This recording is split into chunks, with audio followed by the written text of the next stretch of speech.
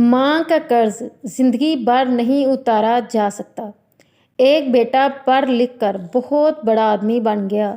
वालिद की वफ़ात के बाद माँ ने हर तरह का काम करके इसे इस काबिल बना दिया था।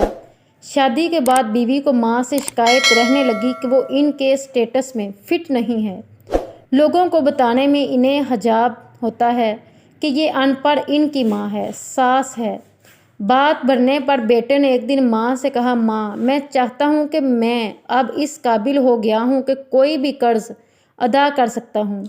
मैं और तुम दोनों खुश रहेंगे, इसलिए आज तुम मुझ पर किए गए अब तक के सारे अखराजात सूद समेत मिलाकर बता दो।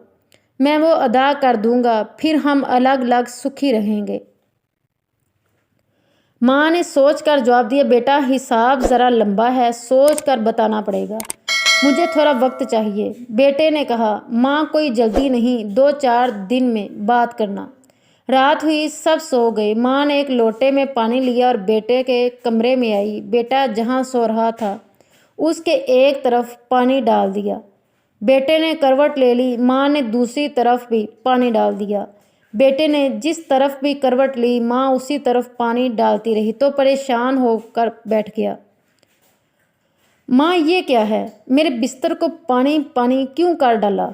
माँ बोली, बेटा तूने मुझे से पूरी ज़िंदगी का हिसाब बनाने को कहा था। मैं अभी ये हिसाब लगा रही थी कि मैंने कितनी रातें तेरे बचपन में तेरे बिस्तर गीला कर देने से जागते हुए काटी हैं। ये तो पहली रात है, तू अभी से घबरा गया है। मैंने तो अभी हिसाब शुरू भी नहीं किया जिसे तू अदा कर पाए।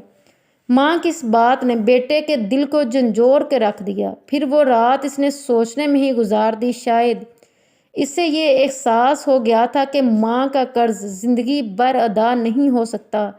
क्या माँ की मोहब्बत का कर्ज अदा किया जा सकता है?